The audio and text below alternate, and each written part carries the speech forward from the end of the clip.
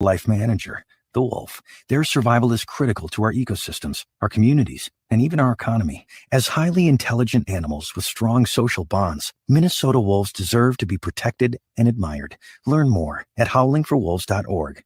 Let's live and let howl. Hey, Ogimaa, I've been hearing a lot about this term, climate justice. What is that? Climate justice is recognizing that the negative impacts of climate change don't affect all people equally. It also means transitioning from a fossil fuel-based economy to a more sustainable future. MN350 is one of the groups that's pushing for this transition to protect our futures. You can even get involved too. That's great, especially since I'm concerned about pipeline projects like Line 3. How can I help MN350? Just find them on Facebook or visit mn350.org. COVID levels may be falling, but the virus is still around. Stay healthy and up to date on your COVID vaccinations and boosters. Right now, everyone 6 months and older is eligible to get a vaccination, while everyone 5 and up is eligible for their booster shot. Plus, you're eligible for a second booster if you're over 50 or received an initial booster dose at least 4 months ago. Find a vaccination site by calling 651-304-9986 or visit vaccineconnector.mn.gov. This message brought to you by the Native American Community Clinic. At Metro State University, students learn from expert instructors in high-demand degree programs such as healthcare, technology, cybersecurity, teaching, and business. As one of the most diverse universities in Minnesota, Metro State University is a flexible learning environment dedicated to equity, inclusion, and anti-racism. Explore more than 60 high-quality undergraduate programs at Metro State University's open house, online October 11th through 13th, and in person October 19th and 20th. Visit metrostate.edu for details.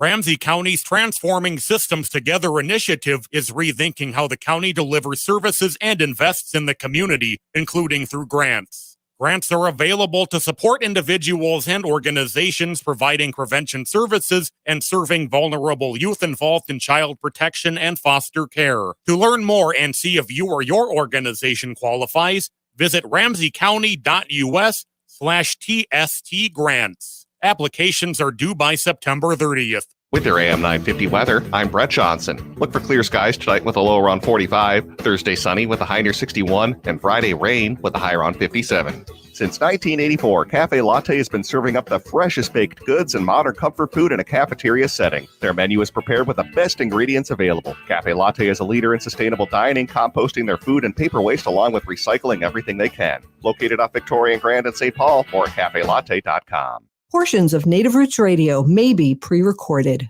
It's a good day to be indigenous. Get up, stand up. They are going to become more brutal. Couldn't cut, hitting cut again. Because all the hippies were trying to be Indians anyway. They're going to become more repressive because it's a matter of dollars and their illusionary concepts of power. Hey, Victor.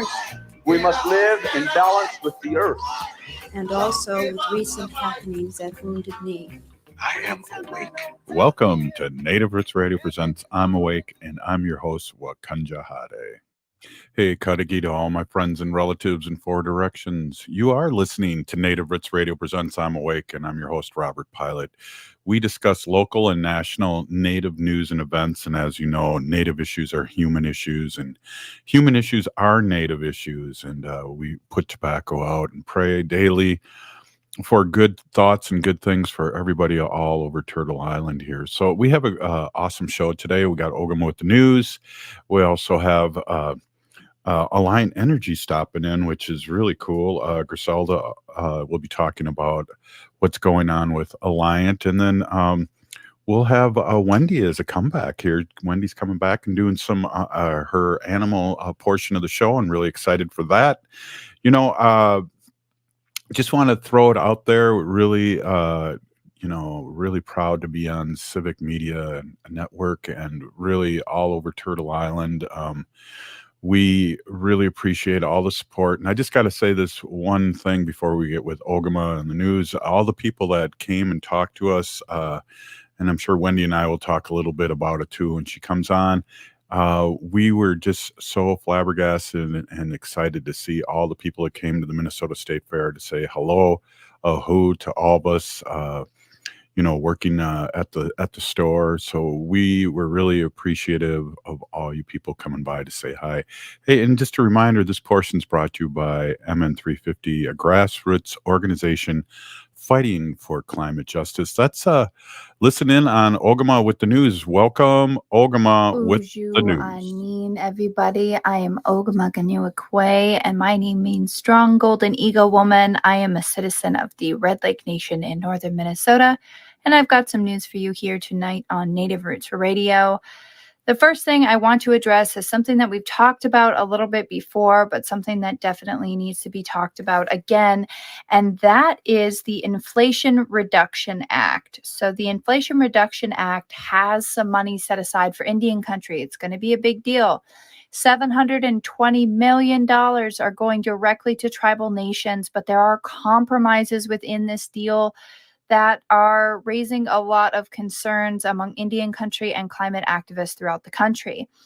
While there is this money set aside for climate resilience and energy funding for tribes, which is going to go a long way in supporting tribal nations, there's also been some incentives to mining and new opportunities for oil and gas leasing and other extractive activities that are a part of this Inflation Reduction Act.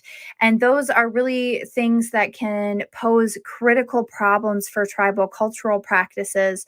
And those things are definitely things that many people are calling this Joe Manchin's dirty deal, because it allows the National Environmental Protection Act, or NEPA, the NEPA, which allows the public to influence federal decision-making around projects on public lands. It actually alters that.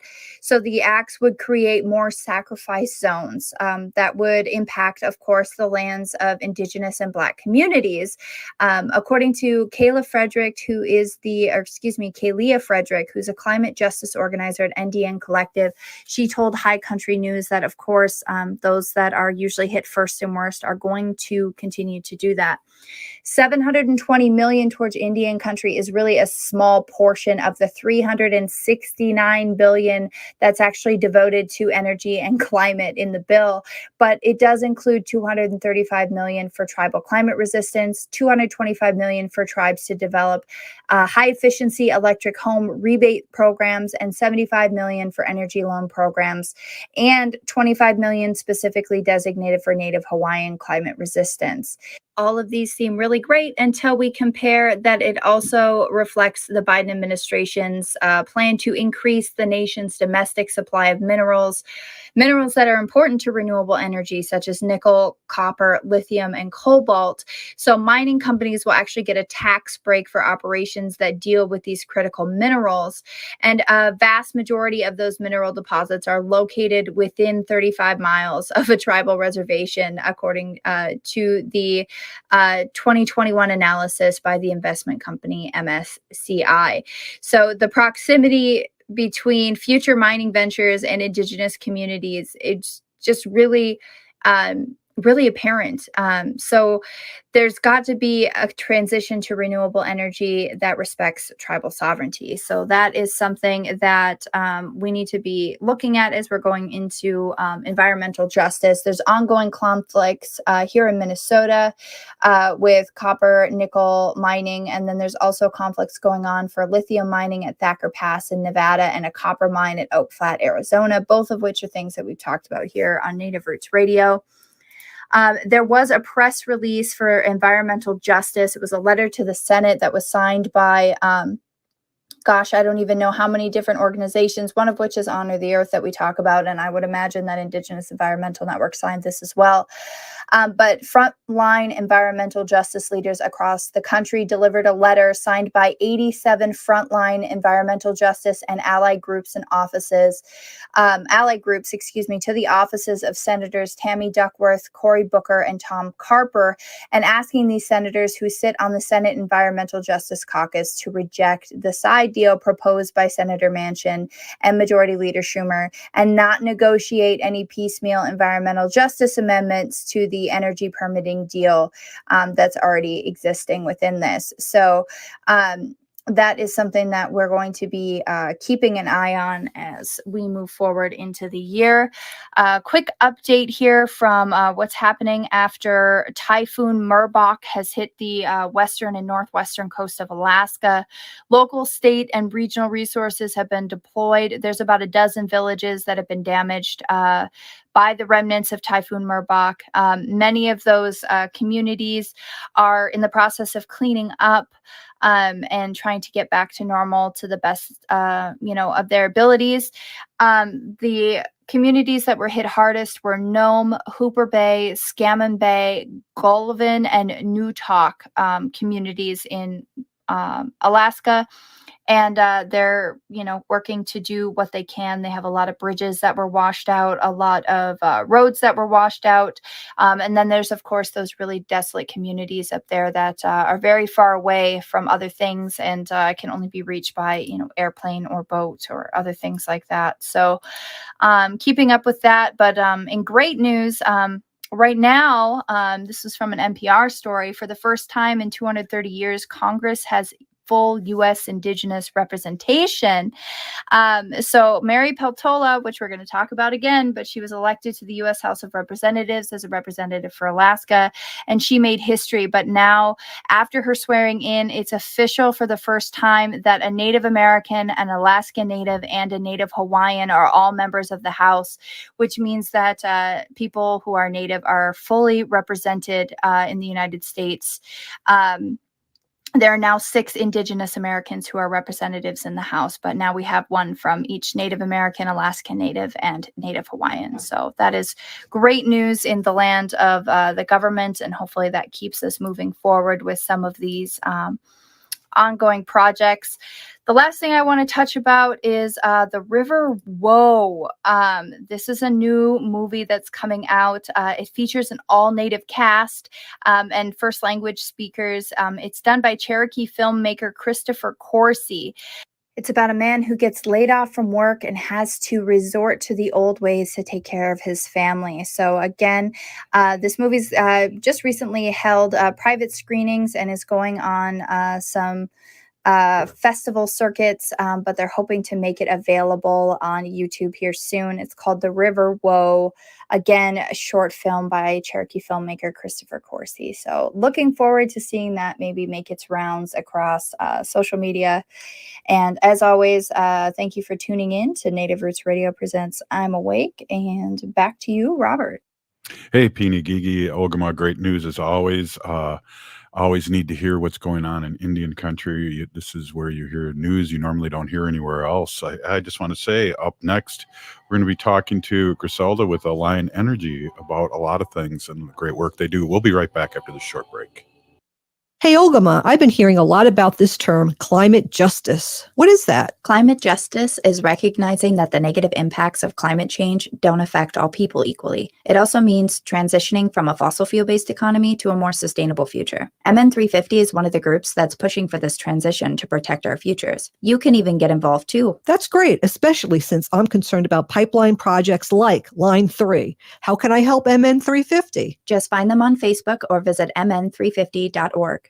If the statistics say that 1 in 3 Native women and 1 in 6 Native men have experienced sexual assault in their lifetime, it means our whole community is affected by sexual violence. 1 is too many. Don't stand by, stand up. Don't engage in acts of sexual violence and shut down the dirty jokes, the gossip, the victim blaming and shaming. As a community, we can change the way we respond. Contact the Minnesota Indian Women's Sexual Assault Coalition to attend a workshop to learn more. Sponsored by the Minnesota Indian Women's Sexual Assault Coalition. Don't fall for vaccine misinformation. Local medical professionals are available to answer any of your questions.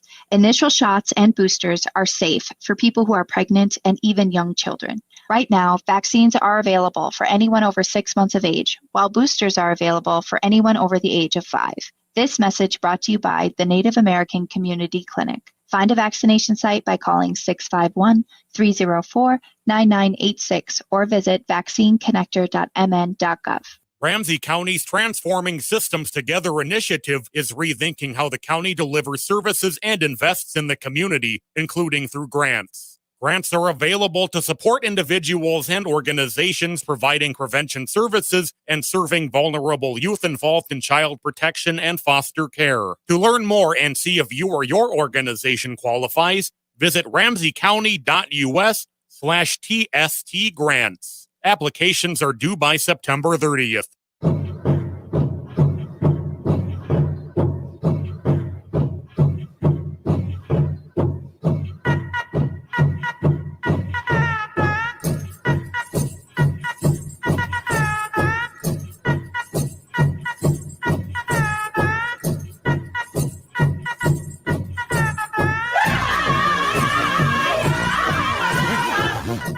Welcome back to Native Roots Radio presents I'm Awake, and this is Robert Pilot. Hey, I'm so excited. We haven't talked in a little while. Great to see you. How are you doing, Griselda, with Alliant Energy? How are you? I'm good. Thank you, everyone, for having me. The background looks a little different, so I am a little late. The Wi-Fi at the hotel is a little wonky, but still the perils of COVID, right? And traveling to work. Well, you look and sound great over here, so I think you're coming off really well. We talk about a lot of things and how to save energy, but I want to kind of turn it a little bit and talk about the great work Alliant does for the community. And I think it's something that needs to be brought up. And we're picking up more and more stations in Wisconsin. We're at 30. We're in the Civic Media Network, and we're really excited to bring you on and talk about the great things you do for the community. Oh, thank you. Yes, I think in the energy industry, right, we want to talk about energy, electricity, right, kind of the nuts and bolts of what we do. But I think I've been on the show talking about our broadband efforts, which continue to be necessary for the communities we live in, and specifically our rural communities. We, in the work we've been doing, we find that the need continues to be great. I know the president came out this week and said the pandemic is over, but the effects of COVID are still not over, right? And the opportunities to continue to build great communities is still there. And it takes all of us to come together and work together to kind of find solutions. And so I still am heading up the broadband efforts that we're doing. We had signed a second pilot to service Hazel Green, Wisconsin. And we continue to work with different communities, communities of color that continue to reach out to want to participate not only in our broadband efforts, but I think in the works of the foundation. We just did a Drive Out Hunger event. It's our 16th year. And to date, we've been able to give 17 million meals to different community organizations and folks around our service territory. So, that's not a number to blink at, right? It's 17 million families, individuals that have gotten fed over the last 16 years through some of our work, but it takes a village, right? We don't do it alone. Mm-hmm. That's really exciting and good to know. And I don't think we hear enough about the great things that you're doing and that you're part of, but also as a liaison with Alliant and working with Alliant. So just totally, that's just game changing to me, especially with, we're really, struggle with food, and there's food sovereignty and all those things, right? Well, you think about humans, right? And our bare necessities, right? We need to eat. We need to have water to drink, right? We need to have a home and a roof over our shoulders, right? So you think of just the bare necessities of humans and human life, and then you add in the complications of human life, right? And now you add in technology. But at the forefront, right, being nourished, adds to the healthiness of the body and of the mind and spirit. And so that's kind of why this initiative is super important, I think, because it's the bare necessity of what us as humans need, right? Well, it must be exciting to go to work and know that you're part of an organization, Alliant Energy, that does that for the community. I think, corporations can be so big and so scary, and yet, you bring in a lot of positive energy and reaching out to the communities.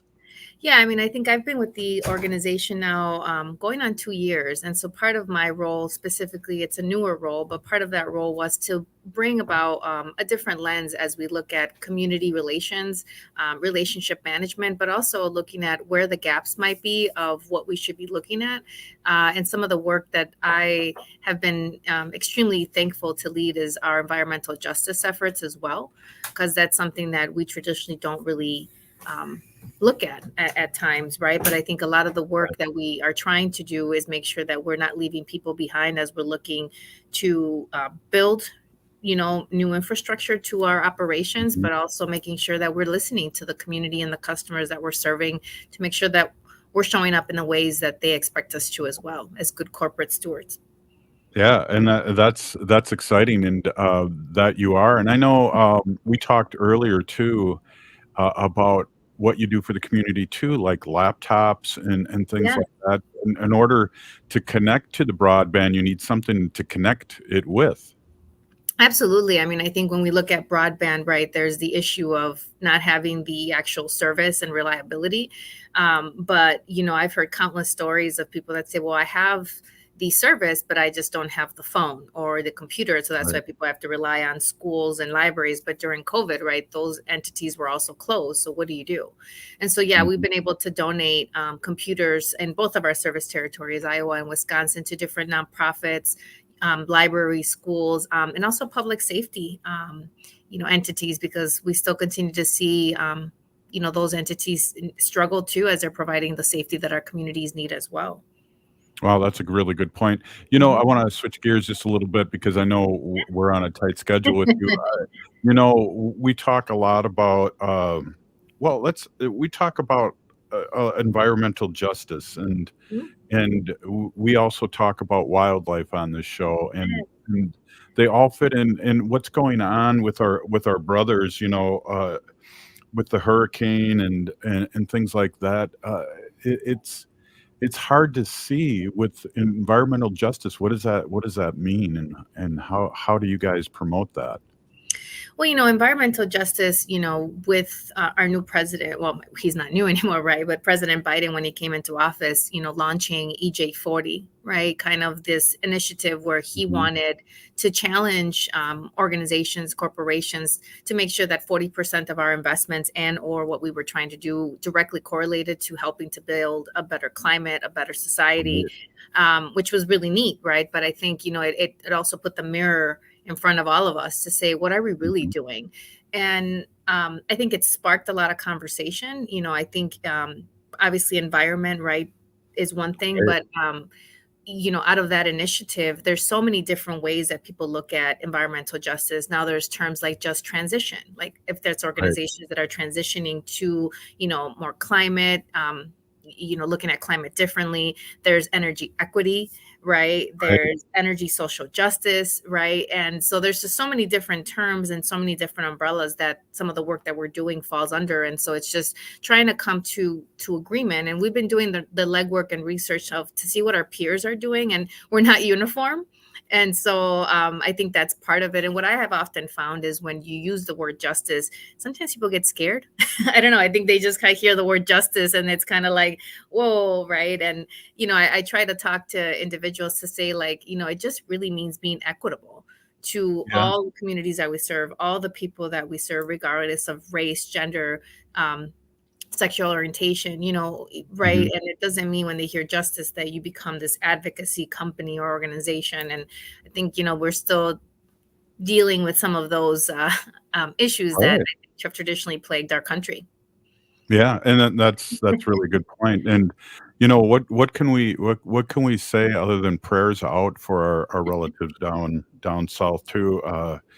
In Puerto Rico with the climate change and things like that. And I know, with you guys, with Alliant, we're talking like solar panels and things like that are really going to, like you talk about, a just transition to climate. Yeah.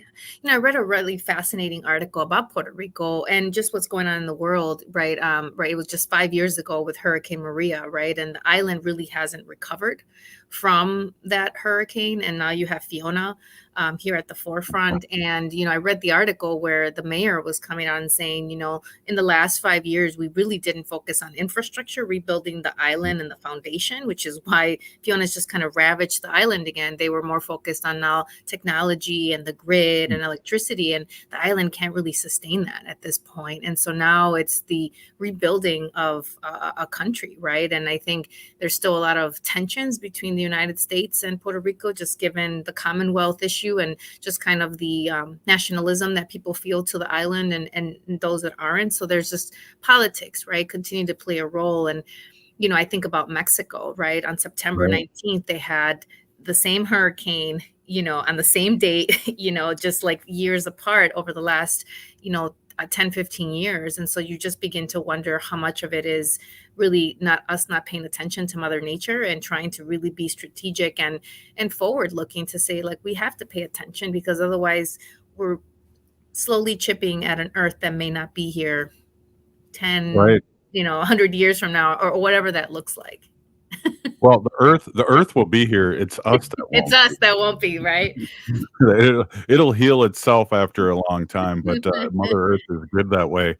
Griselda, I just we got like a minute left. I just want you to speak your truth here this last minute. I know you're really busy, and just let us have it. The great work that you're doing, especially with Alliant Energy, we really appreciate you stopping in and talk and speaking your truth. No, I just always appreciate the conversations we can have. I think sometimes far and few in our day jobs, right? We don't get to often share our true selves and our true beliefs. And I think this is just a beautiful space that you've created, Robert, for not just me, but others that come on the show, to be able to come in and share a little bit of the nuggets we're trying to place on this earth while we're here. Exactly. Wow, that was profound and great. I appreciate seeing you and hearing you, and all the work that you and Alliant do for our community. I think that's needs to be amplified more and more all the time. Thank you so much for being on. Thank you. Gracias. Okay, we'll see you soon. This is Native Roots Radio presents I'm Awake, and we'll be right back with Wendy Pilot. Oh, wow. Hey, Wendy, what are we doing for dinner after the show? How about we go to J. Selby's on 169 Victoria Street in St. Paul? They have a delicious plant-based menu that's compassionate and environmentally sustainable. I'm getting their spot-on vegan Big Mac, the dirty secret. You can pick up and they deliver within a 5-mile radius, or you can call them at 651-222-3263 or visit jselbys.com. Well, you sold me, Wen. Let's go order at J. Selby's tonight. I'm hungry. Minnesota has the only original wolf population in the continental United States, and 80% of Minnesotans believe the wolf should be protected. Howling for Wolves is asking Minnesotans to respect our true wildlife manager, the wolf. Their survival is critical to our ecosystems, our communities, and even our economy. As highly intelligent animals with strong social bonds, Minnesota wolves deserve to be protected and admired. Learn more at howlingforwolves.org. Let's live and let howl. This is Santita Jackson, Minneapolis, St. Paul. I couldn't be more excited about starting our days together, Monday through Friday, 6 to 8 a.m. Central on the Progressive Voice of Minnesota. Join AM 950 for Movie Night Wednesday, October 12th at 6:30 p.m. at Crooner Supper Club in Fridley. Are you removing black voters from the voter rolls just so you can win this election? And today to come out and not be able to vote, it bothers me to my core. We'll be showing Greg Palast's new film, Vigilante, Georgia's Vote Suppression Hitman. And Rick Smith will be there to meet and greet listeners and host a post-movie panel about voter suppression. The event is free, but you must register at am950radio.com. Seward Co-op is now offering convenient self-serve and prepackaged hot options and salad bars at both the Franklin and Friendship stores. Breakfast items available daily until 11 a.m. and brunch served all day every Sunday. Their weekly lunch and dinner menus highlight cuisines from around the world. They offer vegan, vegetarian, and gluten-free options daily. 95% of the ingredients used are organic from small-scale, local community food producers whenever possible. More at seward.coop.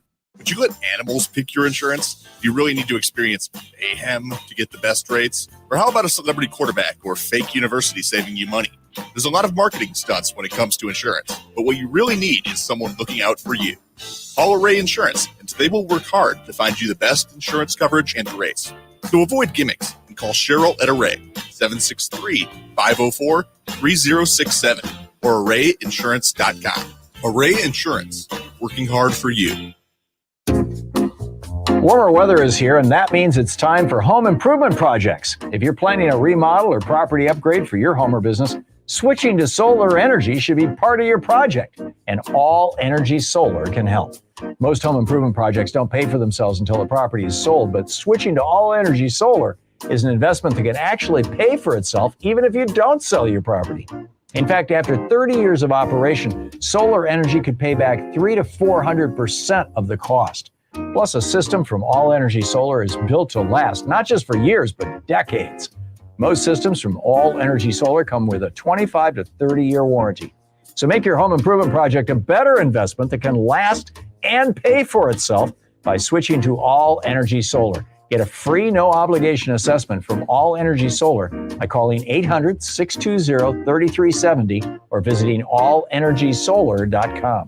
That's allenergysolar.com.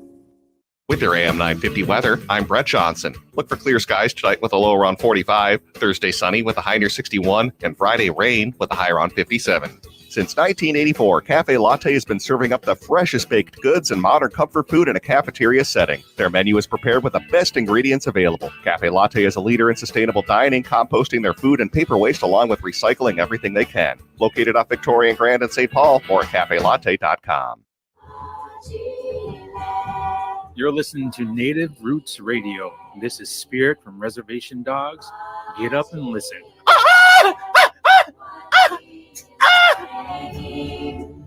Welcome back to Native Roots Radio presents I'm Awake, and this is Robert Pilot. This portion of the show is brought to you by Howling for Wolves, protecting wolves for future generations. Howl! Hey, good hollering with you again, Wendy. Great to see you. Yeah. I just before you go into your sacred animal section, which has just been a total great segment for the last 6 years here on Native Roots Radio, I just want to give you the opportunity to give a shout out for all the great people that stopped by at the fair. It was amazing. To see all the Minnesota State Fair. It was really a great experience. Started, when did it start? It started September 25th and went through October 5th. And it was great. We were there for 12 days and we had so many people stop by the booth and just say hi, and they listened to us. And I want to give a shout out to all the people who just came up to me and said that they appreciated my Sacred Animals segment on the radio. And I just want to say thank you. Yeah, it was stopping by. It was really fun to hear everybody. Totally, say that. Yeah, it totally warmed my heart too. And it was funny that that people would first recognize my voice, and then they would say, and then all of a sudden they go, "Is that Wendy over there?" And then they'd leave me and then go over and talk to you. So it was great. It was really fun. It's reaffirming, I think the word is. Yeah, it was fun doing the radio show live there too. So that was fun. Yeah. Well, we'll have to evaluate, have a meeting, and see what happens next year when it comes to doing the show out there. But it was pretty exciting. It was just a lot because we were learning a lot, and people were asking great questions about, non-appropriation, I guess. Yeah. Yes. That's exactly right. So we were glad to talk to people about what that means and how, some of the stuff at the state fair and other places too. I mean, you could go anywhere to any store, any big box store, and you could see appropriation with Native American art and designs and, all kinds of stuff. Yeah. So we have to just let people know that if you want to buy authentic Native American merchandise and art, just ask where the piece came from. And if they could tell you who made it and where it came from, then you have an authentic piece of Native American art. And if not, you're just buying something that's made elsewhere in the world. Or here, in a big factory, and native inspired exactly means native stolen. Exactly. Right. Yeah. But we were educating, and it was great 12 days of educating people, and everything there. We could tell them who made it, what tribe they're in, and things like that. So that was exciting. Yeah, And, the number one question I got at the fair. Do you know what the number one? I know what it is. You do. What is it? What does resist mean? Yes. So we wear T-shirts And that that's say our- resist on it. It's kind of our thing for the radio show. And Yep. the T-shirts, most of them have our radio logo on the back of them. Mhm. And we have the resist T-shirt right With in the an front arrow. with an arrow and some feathers hanging down. A lot of you have seen us wear them if you see us on Facebook wearing them on the show. But we made a rainbow resist this year in honor of our Two-Spirit. Yes. And we sold a lot of those too. But that was the number one question. So what does resist mean? Yeah, that was a little scary for me because I didn't know if they were confrontational at first, and some were and some weren't. Yeah. Most weren't, though. Right. They just really wanted to know what it meant. And our standard answer was really, well, resist means different things to different people. Right. Resist to me means certain things, Right. and resist to you may mean other Right. things. So as long as you have the money to buy the resist shirt from us, you can resist whatever you want. You can risk and it, yep. then we're fighting appropriation one T-shirt at a time. So just give us the cash. Right. Well, yeah. It was fun. It Yeah. was fun in a lot of different ways, and it was a big learning experience. And our daughter was a champion. Her Yes. husband was a champion. Yes, they were.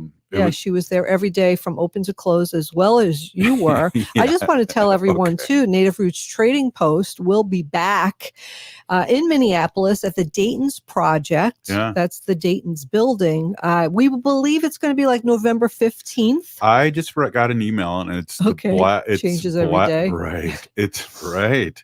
It's Black Friday is the opening day. So that's the day after Thanksgiving. Thanks taking. Okay, thanks taking. So is that why like the 29th then? I don't know. November It's different. 29th? I'd have to look Thanks it up. taking I is don't even different. know. Thanks taking is different on every year. Yeah, because it's the So- Thursday. Right. Isn't it like the the third? last Thursday of the month? Yeah, if anybody's listening, just tell us when Thanksgiving is. Okay, so Thanksgiving. Native Roots Trading Post will reopen at the Mm-hmm. Dayton's Project in downtown Minneapolis on Black Friday. Yeah, at the Nicollet Mall, the old Dayton's building, Mm-hmm. and it was very, very positive experience down there, and we're looking forward to at least a couple months of retail. And Yeah, we'll be there through the holidays. It'd be fun. Yeah. Lots of Native American artists will yeah, be. I think we're gonna have music there too, presented, and yeah. we're gonna do some different things, and Mhm. we won't do the show live there because it closes at 5. But Mhm. I'm sorry about bringing this all up, but we really missed the sacred animal portion of our show. So we want to jump into that and talk in the next 6 minutes about that, and maybe bleed over into the next segment if you don't mind. Yeah, no problem. I have really good news. Oh. Well, we have a lot of listeners in Wisconsin. Yes, we so I'm do. excited to share this news that just yesterday, last night, the village board of Pewaukee, Wisconsin. Yeah, with a P, and it looks Yep, spelled it's like Milwaukee. P-E-W, yep, Pewaukee. That's a native Yep. word. Good news out of Wisconsin. The Village Board of Pewaukee, Wisconsin recently voted in favor of passing a humane pet store ordinance. What? Yeah, prohibiting the sale of puppies in local pet stores. Way to go, Wisconsin advocates and the Humane Society of the United States, Wisconsin State Director Megan Nicholson. So she worked on that. Yeah. So, the Village Board of Pewaukee voted 5-2 in favor of passing the humane pet store ordinance. I just want to say thank you, and everybody wants to say thank you to Trustee Jim Gabowski and Craig Roberts for sponsoring the ordinance, and thank you, Village President Jeff Knutson and Trustees Chris Kasovich and Ed Hill for voting in support. When we talk about this a lot, and you've worked on this specifically with This ordinance, yes. yes. Can you tell our new listeners and what that ordinance really is all about? Yeah, it's an exciting ordinance. It's called the Pet Store Ordinance. And what it does, it prohibits pet stores to sell cats and dogs that originate from a puppy mill. So the puppy mills are a large, or it could be a small breeding facility where the dogs are kept in horrible conditions, in cages. The breeder dogs just breed puppies over and over again. The dogs aren't socialized. The breeder dogs are not socialized. They rarely get out of their cage. They don't go for a walk. They get terrible veterinary care. And these puppies are sold to pet stores. So if you go to a pet store, 99% of the time, the puppies are originated from the puppy mill. So to cut off this pipeline to the puppy mills, this humane pet store ordinance is being adopted in so many cities and so many states throughout the United States. We're just taking one step at a time. And we're working diligently to get this ordinance passed in as many cities and states as possible to cut the pipeline to these puppy mills, because it's just a horrible situation. And those of you who are new to us and have not heard our story, we do have a puppy mill breeder dog. Her name is Gracie. And she was in a puppy mill. She's a little white Maltese. And she was in a puppy mill for 7 years. And she was kept in an indoor facility. And she was kept in the cage, and she pumped out puppies. Her puppies are very desirable. She's a Maltese, so she doesn't shed. She's hypoallergenic. She's a small little kind of pocket kind of puppy dog that people like. That's kind of hard to say. A lot of P's there.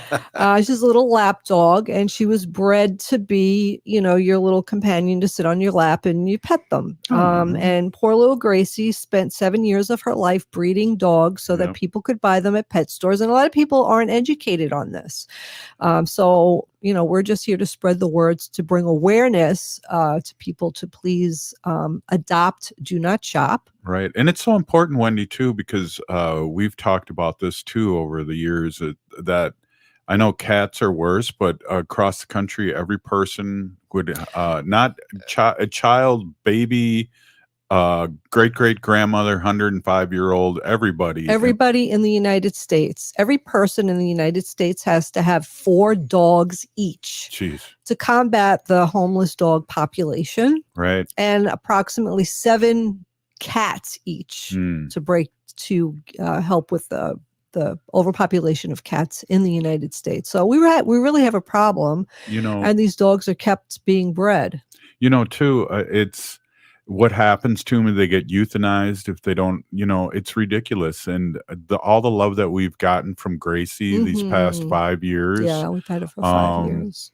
You can't put money or anything on that. And I think these people that are just into making money and it's like they don't, slave trade almost. They don't. It's actually a sex trade, because she's forcibly raped, and then her puppies are taken away from her, usually too soon as well. And a lot of these dogs are very sick, and because they're just not kept in very good condition. Gracie wasn't socialized at all. There was somebody who came into the facility once a week, and there goes our cat, once a week into the facility, and just refilled her water and her automatic food and water containers. So like a gerbil, and then she's petrified of water and being groomed. And I think it's because they just come around with the hoses, with the high-powered hoses, and just like clean the cages, right? And then just when her hair gets all gnarly and she can't see anymore, or the hair's in the way, the puppies can't come out of her, they groom her in a very ferocious way. And so she does have trauma with baths and grooming. So, but anyway, she's with us for 5 years. I'm hoping that we'll have her for at least 2 more years, so that she's with us longer than she was in the puppy mill. So that's what I have to say about that. No, that's great. Yeah. So go Wisconsin. Thank you for passing that bill. Yeah. Everything except their sports teams. Go Wisconsin. Just kidding. We're going to get canceled. Hey, we'll be right back, Wendy, with more our sacred animals. We'll be right back after this short break. Stay with us. Yes.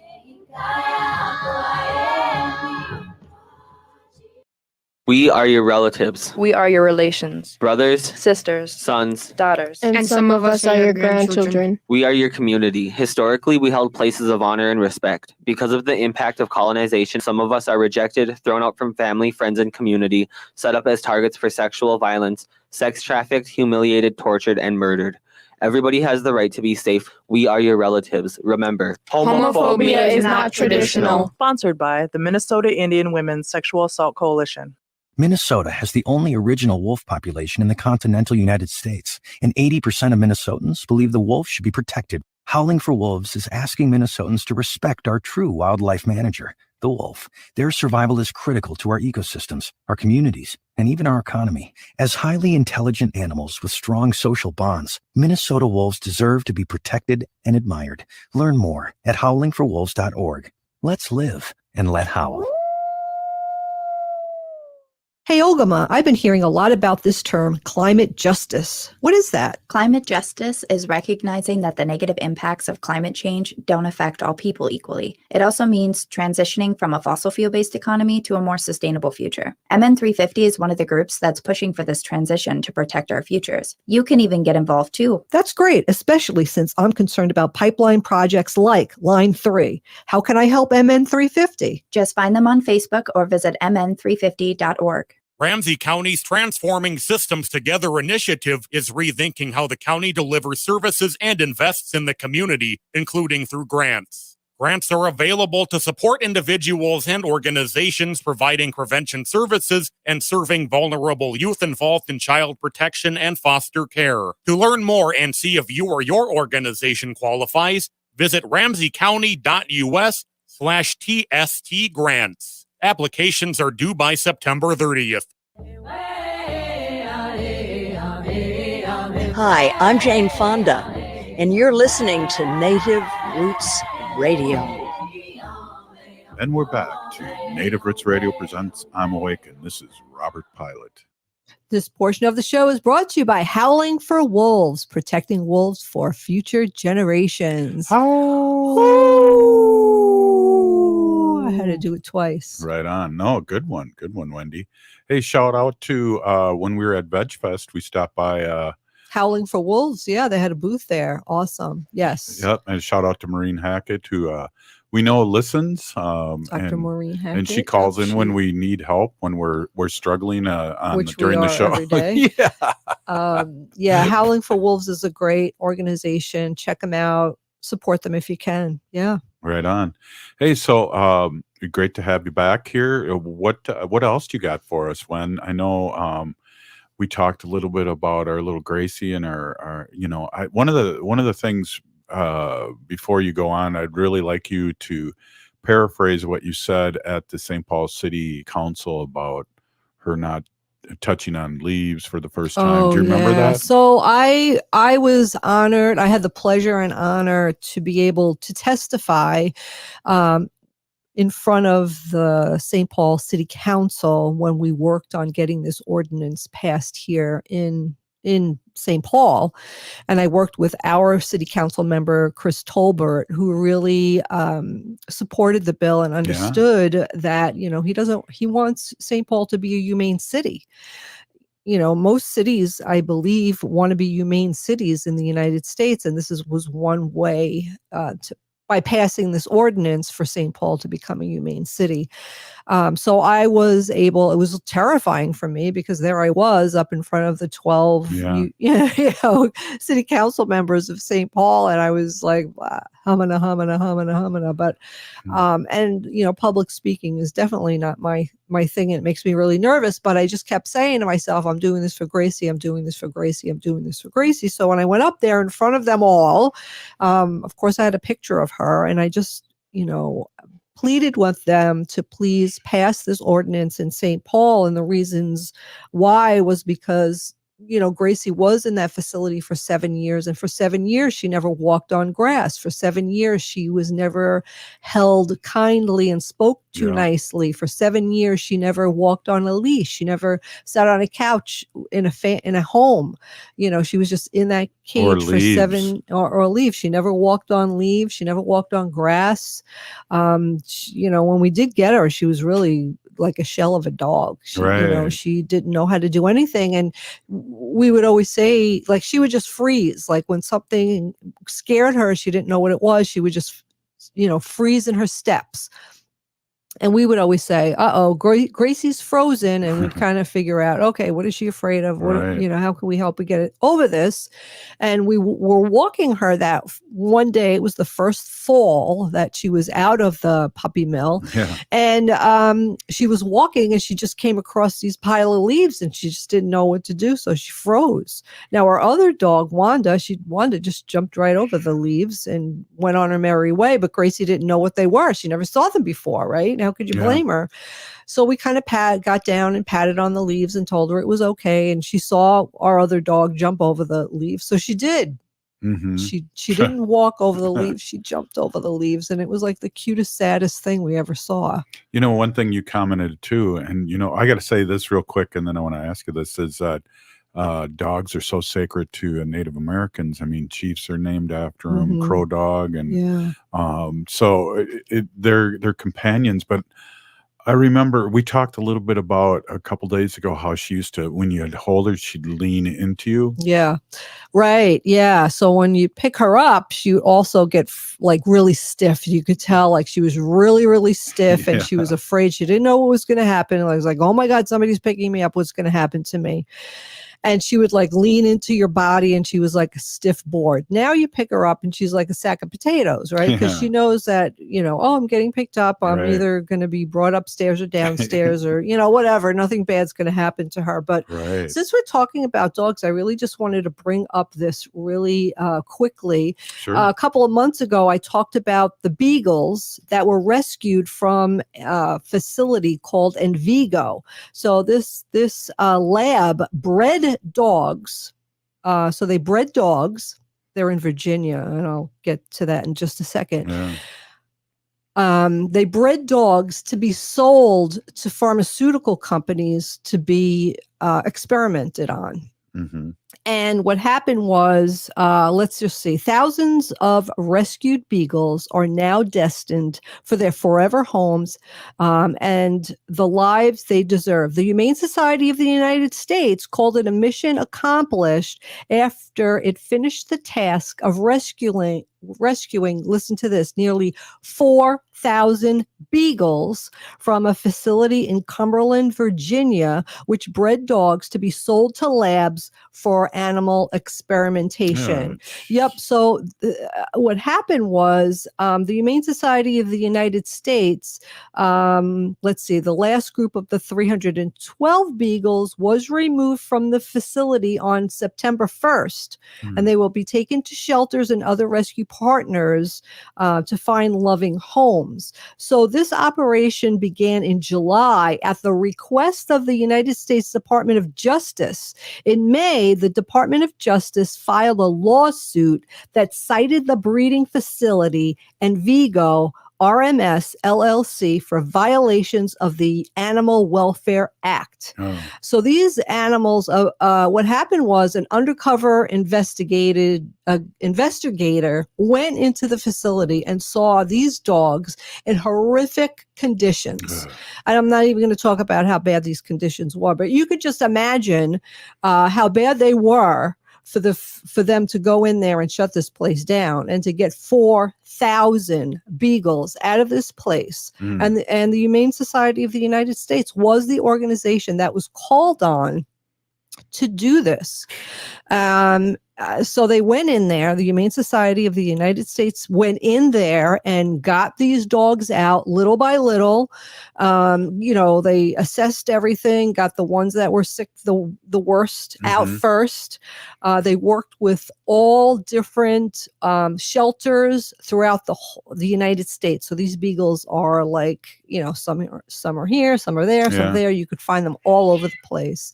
But these beagles had tattoos in their ears, and that was their name. Like they were tattooed, and that was their name. They didn't have a name. And these dogs are kind of just like a puppy mill dog, right? They never sat on grass. They never sat on a person's lap. They were never petted or talking to kindly. So these dogs, the puppies that they bred are going to go to loving homes and hopefully, live a really wonderful life and not having any memory of this horrible place. But these breeder dogs that were there for years and years, pumping out these beagle puppies, are traumatized and going to take a really long time and have really really patient people to be with them and to work with them and to help them understand that life is okay and humans are all right. And, living in a house is nice and, all that kind of stuff. So I'm really happy. I want to just give a shout out again. I am a humane policy volunteer leader for the Humane Society of the United States. And I'm very proud to say that I volunteer for an organization that does this kind of amazing work. So shout out to the Humane Society of the United States. That's awesome, right? So, these dogs are all over the United States. You could probably call around and if you're interested, find one and bring them home and just love them up and let them live a nice long life. It's crazy that these, dogs are still, experimented on as far as pharmaceutical goes. I mean, dogs can't even take ibuprofen. They can't even eat raisins because they do not metabolize drugs and food the same way we do. Right. So it's really archaic and dumb. Exactly. Dumb. It's another show for another day, but But thank you everybody for listening, and go Wisconsin. Go Wisconsin, except for their sports teams. Hey, you're listening to Native Roots Radio presents I'm Awake. We need to resist, divest, join a group, run for office, land back. Free Leonard Peltier. Now.